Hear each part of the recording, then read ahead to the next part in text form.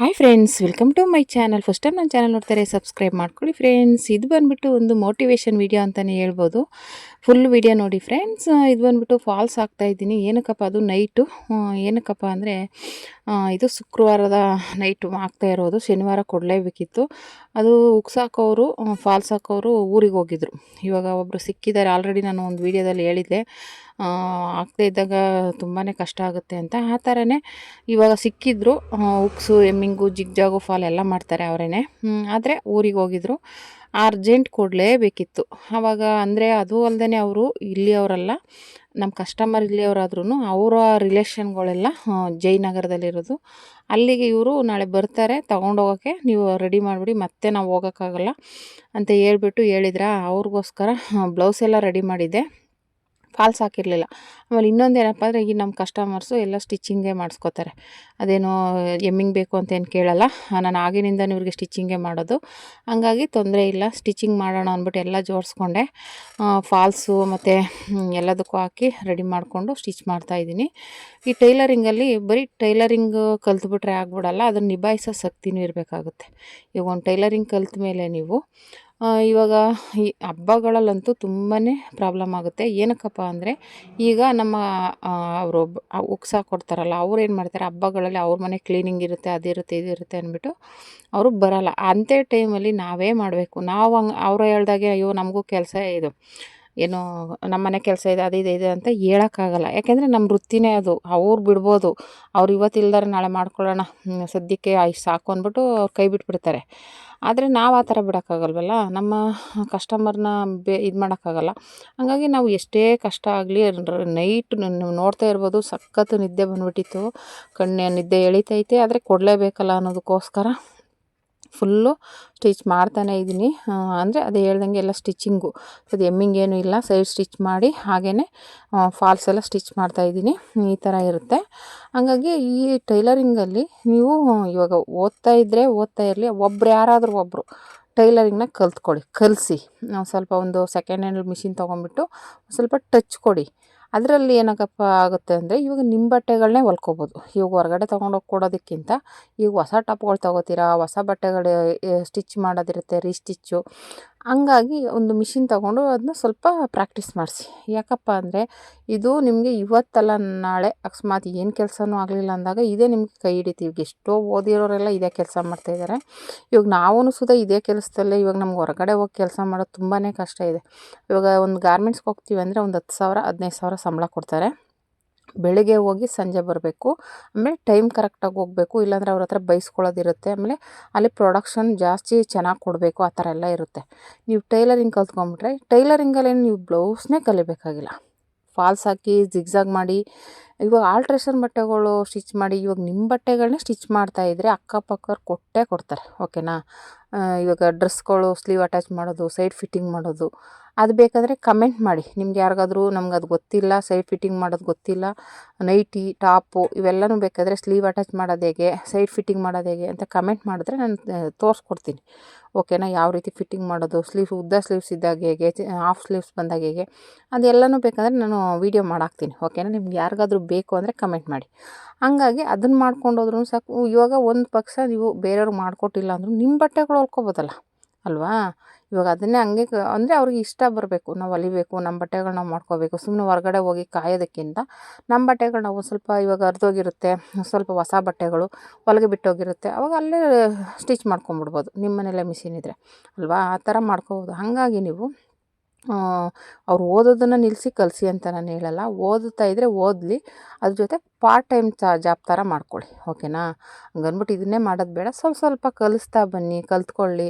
Daily ಒಂದು ಸ್ವಲ್ಪ alteration, ನಿಮ್ಮ ಬಟ್ಟೆಗಳು ನೀವು ಆಲ್ಟ್ರೇಷನ್ ಮಾಡ್ಕೋತಾ ಇರಿ. ಆವಾಗ ಅಕ್ಕಪಕ್ಕದವ್ರು ಆದರೆ ಪಾರ್ಟ್ ಟೈಮ್ ಜಾಬ್ ಥರ ಮಾಡಿಕೊಂಡ್ರೆ ನಿಮ್ಮ ಖರ್ಚಿಗೂ ಕಾಸಾಗುತ್ತೆ. ಓಕೆನಾ.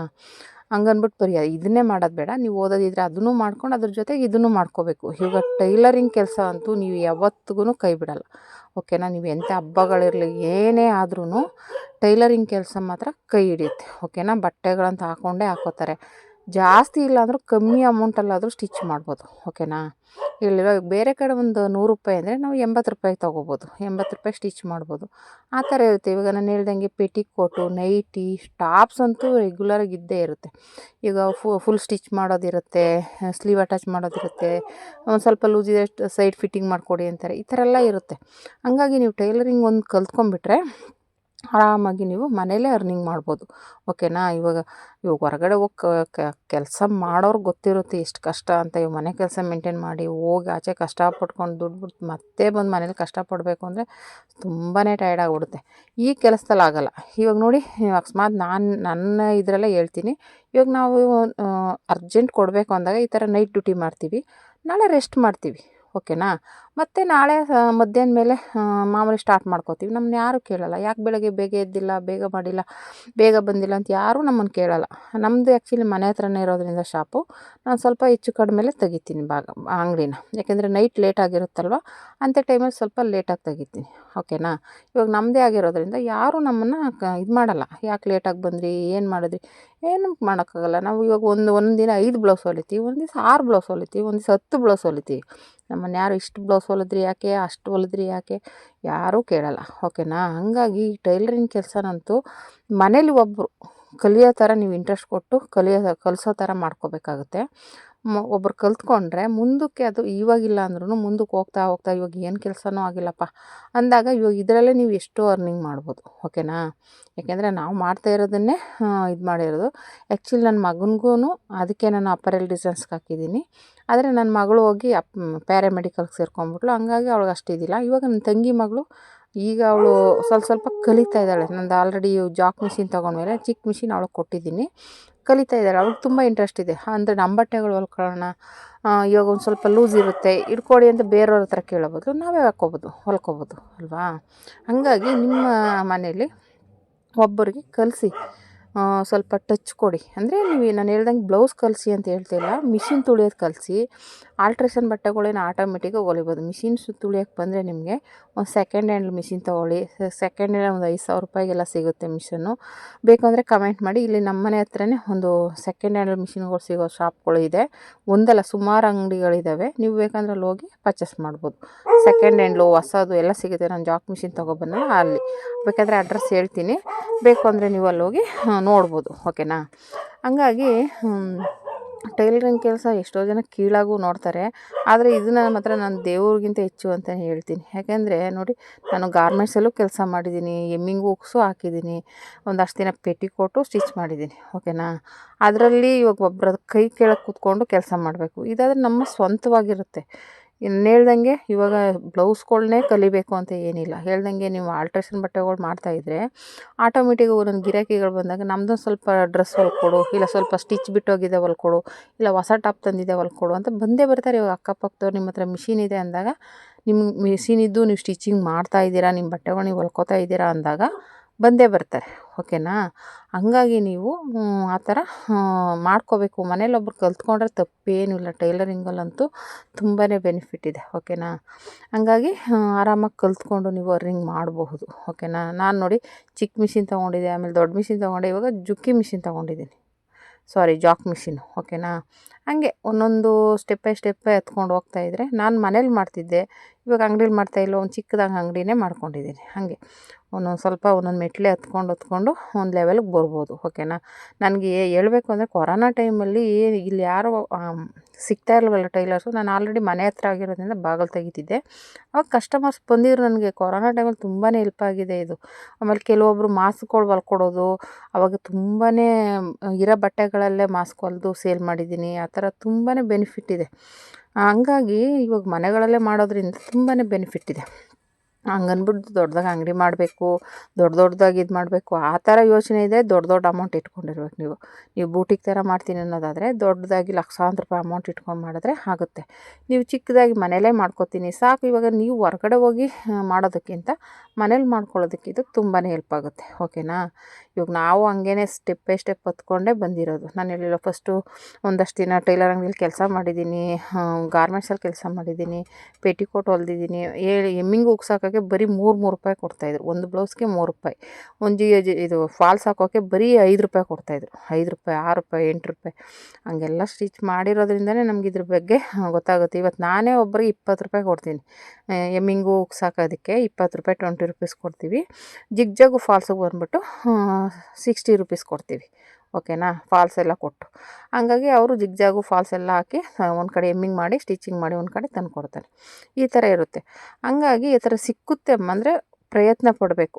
ಅಯ್ಯೋ ಆಗೋದಿಲ್ಲಪ್ಪ ಅಂತ ಅಂದ್ಕೊಂಡ್ರೆ ಆಗೋದೇ ಇಲ್ಲ. ನೀವೇನಾದರೂ ಪ್ರಯತ್ನ ಮಾಡಬೇಕು, ಹೇಳಿಲ್ವಾ. ಹಂಗಾದ್ರೆ ಓದೋ ಮಕ್ಕಳಿದ್ರೆ ಬರೀ ಇದನ್ನೇ ಕಲ್ಸೋಕೆ ಹೋಗ್ಬೇಡಿ, ಸ್ವಲ್ಪ ಜೊತೆಗೆ ಟಚ್ ಕೊಡ್ತಾ ಬನ್ನಿ. ಮುಂದಕ್ಕೊಂದಿನ ಇದು ನಿಮ್ಮ ಬಟ್ಟೆಗಳು ಹೊಲ್ಕೊಳಕ್ಕಾದ್ರೂ ಹೆಲ್ಪ್ ಆಗುತ್ತಾ. ಇವಾಗ ಬೇರೆಯವ್ರ ಬಟ್ಟೆನೇ ಹೊಲಿಬೇಕು ಅಂತ ಇಲ್ಲ, ಅದನ್ನೇ ಹಂಗೆ ಕಂಟಿನ್ಯೂ ಮಾಡಿಕೊಂಡ್ರೆ ಅದೂ ಒಂದು ಬಿಸ್ನೆಸ್ ಆಗುತ್ತೆ. ಓಕೆನಾ.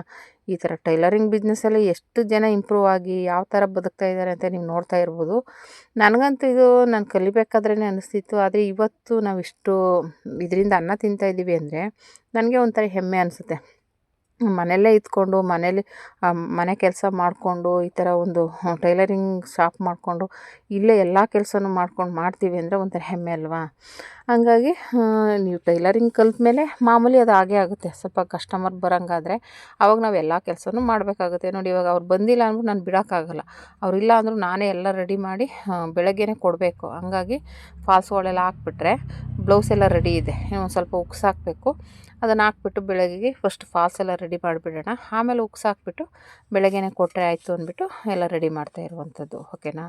ಹಿಂಗೆ ಎಲ್ಲನೂ ಇವಾಗ ಟೈಲರಿಂಗು ಸ್ವಲ್ಪ ಬರುತ್ತೆ ಅಂದ್ಬಿಟ್ಟು ಸುಮ್ಮನೆ ಇದ್ಬಿಡೋದಲ್ಲ, ಎಲ್ಲನೂ ಮಾಡಬೇಕು. ಕಟ್ಟಿಂಗ್ ಮಾಡಬೇಕಾಗುತ್ತೆ, ಸ್ಟಿಚಿಂಗ್ ಮಾಡಬೇಕಾಗುತ್ತೆ, ಎಮ್ಮಿಂಗು, ಉಗ್ಸು, ಫೋಲ್ಡಿಂಗು, ಇವಾಗ ಏನಾದರೂ ಜಿಗ್ಜಾಗು ಎಲ್ಲನೂ ಕಲ್ತ್ಕೊಂಡಿರಬೇಕು. ಟೈಲರಿಂಗ್ ಅಂದಮೇಲೆ ಆಲ್ ಇನ್ ಒನ್ ಕಲೀಲೇಬೇಕಾಗುತ್ತೆ. ಇವಾಗ ಹೇಳ್ದಂಗೆ ಒಂದು ಟೈಮ್ ಬರ್ತಾರೆ, ಒಂದೊಂದು ಸಲ ಬರಲ್ಲ. ಇವಾಗ ಊರಿಗೆ ಹೋಗಿದ್ದೆ ಅಂತಾರೆ, ಇದ್ದಕ್ಕಿದ್ದಂಗೆ ಚಕ್ಕರ್ ಕೊಡ್ತಾರೆ. ಅವಾಗೇನು ಮಾಡೋಕ್ಕಾಗಲ್ಲ, ನಾವೇ ಮಾಡ್ಕೋಬೇಕಾಗುತ್ತೆ. ಓಕೆನಾ. ನಾನು ಎಷ್ಟೋ ಸಲ ಒಂದು ಸೈಡ್ ಎಮ್ಮಿಂಗು ಮಾಡಿ ಒಂದು ಕಡೆ ಸ್ಟಿಚ್ಚು ಮಾಡಿ ಕೊಟ್ಟಿದ್ದೀನಿ ಸ್ಯಾರಿಗಳಿಗೆ.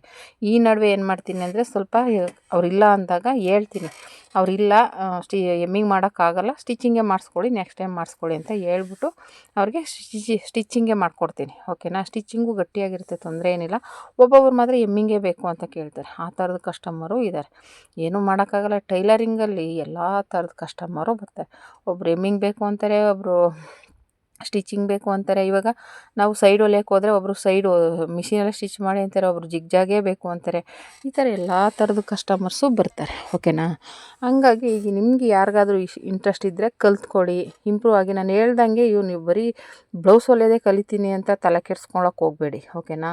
ಸುಮ್ಮನೆ ಮಿಷಿನ್ ಟಚ್ ಇಟ್ಕೊಳ್ಳಿ, ಸ್ಟಿಚಿಂಗ್ ಮಾಡ್ತಾಯಿರಿ. ನಿಮ್ಮ ಕೆಲಸಗಳ ಜೊತೆಗೆ ಅದನ್ನು ಆದರೆ ಆಮೇಲೆ ಸ್ವಲ್ಪನೇ ಮಾಡ್ತಾ ಬನ್ನಿ. ಓಕೆನಾ. ನಿಮಗೆ ಆಸಕ್ತಿ ಇದ್ದರೆ ನೀವು ಆರಾಮಾಗಿ ಕಲ್ತ್ಕೋಬೋದು. ಆದರೆ ಮೇನು ಇದರಲ್ಲಿ ಮುಖ್ಯವಾಗಿ ಬೇಕಾಗಿರೋದು ಅಂದರೆ ಆಸಕ್ತಿ ಇರಬೇಕು. ನಾವು ಮಾಡ್ತೀವಿ, ನಾವು ಕಲಿತೀವಿ ಅನ್ನೋದಿದ್ರೇ ನಿಮಗೆ ಇದು ಟೈಲರಿಂಗ್ ತಲೆಗೆ ಹೋಗೋದು. ನೀವು ಯಾರೋ ಒಬ್ಬರು ಇವಾಗ ಅವ್ರು ಟೈಲರಿಂಗ್ ಕಲಿತಾರೆ, ಅವ್ರು ಅಷ್ಟು ಸಂಪಾದನೆ ಮಾಡ್ತಾರೆ, ಒಂದು ದಿನಕ್ಕೆ 10 ಬ್ಲೌಸ್ ಹೊಲಿತಾರೆ, 15 ಬ್ಲೌಸ್ ಹೊಲಿತಾರೆ, ನಾವು ಮಾಡೋಣ ಆ ಥರ ಅಂದ್ಕೊಳಕ್ಕೆ ಹೋಗಬೇಡಿ. ನೀವು ಮನಸ್ಪೂರ್ವಕವಾಗಿ ನಾನು ಟೈಲರಿಂಗ್ ಕಲಿತೀನಿ, ನನಗೊಂದು ಕೆಲಸ ಅಂತ ಆಗುತ್ತೆ ಅಂತ ಮನಸ್ಸಿಟ್ಟು ಮಾಡಿ. ಓಕೆನಾ. ಅಯ್ಯೋ ಅವ್ರು ಸಂಪಾದನೆ ಮಾಡ್ತಾರೆ, ಇವ್ರು ಸಂಪಾದನೆ ಮಾಡ್ತಾರೆ ಅಂತ ತಲೆ ಕೆಡ್ಸ್ಕೊಳಕ್ಕೆ ಹೋದರೆ ನೀವು ಸಂಪಾದನೆ ಮಾಡೋಕ್ಕಾಗಲ್ಲ. ಯಾಕೆಂದರೆ ನಾನು ಸ್ಟಾರ್ಟಿಂಗಿಂದ ನಾನು ಎಲ್ಲ ಥರದ ಕಷ್ಟನೂ ಅನುಭವಿಸಿ ಇವತ್ತು ಈ ಲೆವೆಲ್ಗಿರೋದು. ಇವತ್ತು ಒಬ್ಬ ಕಸ್ಟಮರ್ ಬಂದರೆ ನಮ್ದು ಇಷ್ಟು ಚಾರ್ಜ್ ಇದೆ, ಅವ್ರು ಕಮ್ಮಿ ಮಾಡಿ ಅಂದರೆ ಇಲ್ಲ, ನಮ್ಮ ಕಸ್ಟಮರ್ ಬಂದೇ ಬರ್ತಾರೆ, ನನಗೆ ಗ್ಯಾರಂಟಿ ಮೇಲೆ. ಇವತ್ತು ಅಷ್ಟು ರೇಟ್ ಕಮ್ಮಿ ಮಾಡೋಕ್ಕಾಗಲ್ಲ ಅಂತ ಹೇಳೋಷ್ಟು ಕೆಪಾಸಿಟಿ ಇದೆ ಇವಾಗ. ಆವಾಗ ಏನು ಮಾಡ್ತಿದ್ವಿ, ಸ್ವಲ್ಪ ಕಮ್ಮಿ ಮಾಡಿ ಅಂದರೆ ಇನ್ನು ಗಿರಾಕಿ ಬರಲ್ವಲ್ಲ, ಆವಾಗ ಆಯಿತು ಬಿಡಿ, ಆಯಿತು ಮಾಡಿಕೊಡ್ತೀನಿ ಅಂದ್ಬಿಟ್ಟು ಅವ್ರು ಹೇಳಿದ ರೇಟ್ಗೆ ಮಾಡಿಕೊಟ್ಟಿರೋದು ಇದೆ. ಓಕೆನಾ. ಒಂದೊಂದು ಸಲ ಇವಾಗ ಗಿರಾಕಿಗಳು ಬರಲ್ಲ ಅಂದಾಗ ಇವಾಗ 300 ರೂಪಾಯಿ ಇದ್ದರೆ 200 ರೂಪಾಯಿಗೆ ಹೊಲ್ಕೊಟ್ಟಿರೋದು ಇದೆ. ಹಾಗೆ ನಮ್ಮ ಕಸ್ಟಮರ್ಸ್ ಯಾವಾಗ ಜಾಸ್ತಿ ಬರ್ತಾರೆ ಅವಾಗ ನಮ್ಮ ಡಿಮ್ಯಾಂಡ್ ಜಾಸ್ತಿ ಆಗುತ್ತೆ. ಓಕೆನಾ. ಆಮೇಲೆ ಇಲ್ಲಿ ನಮ್ಮ ಏರಿಯಾದಲ್ಲಿ ನಾನು ತೊಗೊಳ್ಳೋದೇ ಕಡಿಮೆ. ಇನ್ನು ಬೇರೆ ಕಡೆ ಎಲ್ಲ ಹೋದರೆ ಲೈನಿಂಗ್ ಬ್ಲೌಸ್ಗೆ 650ರಿಂದ 750ವರೆಗೂ ಚಾರ್ಜ್ ಮಾಡ್ತಾರೆ, ಬರೀ ಲೈನಿಂಗ್ ಬ್ಲೌಸ್ಗೆ. ಓಕೆನಾ. ಒಂದು ಜಿಗ್ಜಾಗು ಫಾಲ್ಗೆ 150 ರೂಪೀಸ್ ಮೇಲೆ ಚಾರ್ಜ್ ಮಾಡ್ತಾರೆ. ನಾವು ತೊಗೊಳ್ಳೋದು ಕಡಿಮೆ, ಬೇರೆಯವರೆಲ್ಲ ಆ ಥರ ಚಾರ್ಜ್ ಮಾಡ್ತಾರೆ. ಹಂಗಾಗಿ ಒಂದು ರೌಂಡ್ ಎಲ್ಲ ಕೇಳಿಕೊಂಡು ಕೊನೆಗೆ ನಮ್ಮ ಹತ್ರ ಸ್ವಲ್ಪ ಕಡಿಮೆ ಅಂದ್ಬಿಟ್ಟು ಬರೋ ಗಿರಾಕಿಗಳು ಇದ್ದಾರೆ.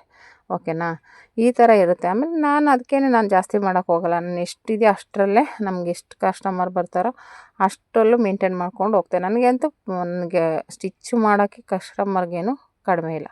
ಆರಾಮಾಗಿ ಕೆಲಸ ಮಾಡ್ಕೊಳ್ಳೋ ಲೆವೆಲ್ಗಿದೆ. ಓಕೆನಾ, ಆ ಥರ ಒಂದು ಲೆವೆಲಿಗೆ ಬಂದುಬಿಟ್ರೆ ಆಮೇಲೇನು ತೊಂದರೆ ಅಂತ ಅನಿಸಲ್ಲ. ಓಕೆನಾ, ಈ ರೀತಿ ನೀವು ಟೈಲರಿಂಗ್ನ ಇಂಪ್ರೂವ್ ಮಾಡ್ಕೋತಾ ಹೋಗ್ಬೋದು.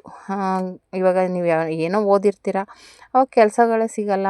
ಅಂಥ ಟೈಮಲ್ಲಿ ಇವಾಗ ಇದನ್ನೇ ನೀವು ಸ್ವಲ್ಪ ಮಾಡ್ಕೊಂಡು ಹೋದರೆ ಅವಾಗ ಇದರಲ್ಲಿ ಇನ್ನೂ ಬೇರೆ ಬೇರೆ ಥರ ಟೈಲರಿಂಗಲ್ಲಿ ಮಾಡೋದು ತುಂಬಾ ಇದೆ. ಓಕೆನಾ, ಇದು ಒಂದೇ ಅಂತಲ್ಲ, ನಾನು ಹೇಳ್ದಂಗೆ ಫಾಲ್ಸ್ ಹಾಕ್ಬೋದು, ಆಲ್ಟ್ರೇಷನ್ ಬಟ್ಟೆಗಳು ಹೊಲಿಬೋದು. ಅದ್ರ ಜೊತೆಗೆ ನೀವು ಒಂದು ಸ್ವಲ್ಪ ಬ್ಲೌಸ್ನು ಟಚ್ ಕಲ್ತ್ಕೊಂಡ್ಬಿಟ್ರೆ ಆರಾಮಾಗಿ ಬ್ಲೌಸ್ನು ಹೊಲಿಬೋದು. ಓಕೆನಾ, ಇವಾಗ ಹೇಳಿ ಒಂದು 2 ಬ್ಲೌಸ್ ಹೊಲ್ಕೊಂಡ್ರು ಸಾಕು. ನೀವು ಆರಾಮಾಗಿ ನೀವು ಬೆಳಗ್ಗೆಯಿಂದ ಸಂಜೆವರೆಗೆ ಎಲ್ಲೋ ಹೋಗಿ ಕೆಲಸ ಮಾಡೋ ಬದಲು 1 ಇಲ್ಲ 2 ಲೈನಿಂಗ್ ಬ್ಲೌಸ್ ಹೊಲ್ಕೊಂಡ್ಬಿಟ್ರೆ ಆರಾಮಾಗುತ್ತೆ. ಓಕೆನಾ, ಅದ್ರ ಜೊತೆಗೆ ಹೆಂಗಿದ್ರು ಮಾಮೂಲಿ ಆಲ್ಟ್ರೇಷನ್ ಬಟ್ಟೆಗಳು ಅದು ಇದು ಬಂದೇ ಬರುತ್ತೆ. ನೀವು ಸ್ಟಿಚಿಂಗ್ ಮಾಡ್ತೀನಿ ಅಂತ ಅಂದರೆ ಆರಾಮಾಗಿ ಬಂದೇ ಬರುತ್ತೆ ಬಟ್ಟೆಗಳಿಗಂತೂ, ಇಲ್ಲ ಅಂತ ಹೇಳೋಕ್ಕೆ ಆಗಲ್ಲ. ಇವಾಗ ನೀವು ಒಂದು ಸಲ ಮಿಷಿನ ಈಚೆ ಕಾಣಂಗೆ ಇಟ್ಕೊಂಡು ಸ್ಟಿಚಿಂಗ್ ನಿಮ್ಮ ಬಟ್ಟೆಗಳನ್ನ ಸ್ಟಿಚ್ ಮಾಡ್ಕೊಳ್ಳಿ. ಅವಾಗ ಯಾರಾದರೂ ಕೇಳ್ತಾರಾ, ನಮ್ದೊಂದು ಸ್ವಲ್ಪ ಸ್ಟಿಚ್ ಮಾಡ್ಕೊಡ್ತೀವಿ ಅಂದಾಗ ಸ್ಟಿಚ್ ಮಾಡಿಕೊಡಿ. ಅವಾಗ ಅವರು ಸುಮ್ಮನೆ ಇಸ್ಕೊಳಕ್ಕೆ ಹೋಗುತ್ತಾ, ಇಷ್ಟು ಅಮೌಂಟ್ ಕೊಟ್ಟೇ ಕೊಡ್ತಾರೆ ಅಲ್ವಾ? ಆ ಥರ ಮಾಡ್ಕೋಬೇಕು. ಅಯ್ಯೋ ಆಗೋದಿಲ್ಲಪ್ಪ ಅಂತ ಅನ್ನೋಕ್ಕೆ ಹೋಗ್ಬಾರ್ದು. ಆಯಿತು ಕೊಡಿ, ಹೊಲ್ಕೊಡ್ತೀನಿ ಅಂತ ಹೇಳ್ಬಿಟ್ಟು ನಿಮ್ಮ ಬಟ್ಟೆಗಳ್ನ ಹೊಲ್ಕೊಳ್ಳಿ. ಅವಾಗ ನಿಮ್ಮದು ಇವಾಗ ನೀವು ಇನ್ನೊಬ್ರ ಹತ್ರ ಹೋಗಿ ದುಡ್ಡು ಕೊಟ್ಟು ಹೊಲ್ಸೋದು ತಪ್ಪುತ್ತಾ? ನಿಮ್ಮಿಂದ ಇನ್ನೊಬ್ರಿಗೂ ಹೊಲ್ಕೊಡ್ಬೋದು, ನಿಮಗೂ ಒಂದು ಕೆಲಸ ಸಿಗುತ್ತೆ. ಪಾರ್ಟ್ ಟೈಮ್ ಜಾಬು ಅಂತಲೇ ಅಂದ್ಕೊಳ್ಳಿ. ಇವಾಗ ಎಷ್ಟೋ ಜನ ಓದ್ಕೊಂಡು ಇನ್ನೂ ಬೇರೆ ಬೇರೆ ಕೆಲಸಗಳು ಮಾಡಿರೋದು ನಾನು ನೋಡಿದ್ದೀನಿ. ಓಕೆನಾ, ಕೆಲವೊಂದು ಕಡೆ ಅಂಗಡಿಗಳು ಇಟ್ಕೊಂಡು ಇಲ್ಲ ಈಚೆ ಫುಟ್ಪಾತ್ ಮೇಲೆ ಮಾರೋದು ಸಂಜೆ ಆದಮೇಲೆ, ಆ ಥರ ತುಂಬಾ ಬೆಳಗ್ಗೆಯಿಂದ ಬೇರೆ ಕೆಲಸ ಮಾಡ್ತಾರೆ, ಇಲ್ಲ ಓದ್ಕೊಂಬರ್ತಾರೆ. ಆಮೇಲೆ ಸಂಜೆ ಹೊತ್ತು ಫುಟ್ಪಾತ್ ಮೇಲೆ ಅಂಗಡಿಗಳು ಇಟ್ಕೊಂಡು ಇಲ್ಲ ಟಾಪು ಡ್ರೆಸ್ಸು ಇಲ್ಲ ಓಲೆಗಳು ಆ ಥರ ಏನಾದರೂ ಸೇಲ್ ಮಾಡೋದು ಆ ಥರ ಎಲ್ಲ ಮಾಡ್ತಾಯಿರ್ತಾರೆ. ಓಕೆನಾ, ಹಂಗಾಗಿ ಈ ಟೈಲರಿಂಗ್ ಕೆಲಸ ನೀವು ಆ ಥರ ಮಾಡ್ಕೋಬೋದು, ತೊಂದರೆ ಏನಿಲ್ಲ. ಇವಾಗ ಇದೇನು ನೀವು ಕುತ್ಕೊಂಡೇ ಮಾಡಬೇಕು ಅಂತೇನಿಲ್ಲ. ಇವಾಗ ಬಟ್ಟೆಗಳು ಕೊಡ್ತಾರೆ, ಸ್ಟಿಚ್ ಮಾಡಿ ಕೊಟ್ಬಿಡಿ. ಕಾಲು ಗಂಟೆನೋ ಅರ್ಧ ಗಂಟೆನೋ 1 ಅವರೇ ಆಗಲಿ ಕೊಟ್ಬಿಟ್ರೆ ಮುಗೀತಾ ಕೆಲಸ.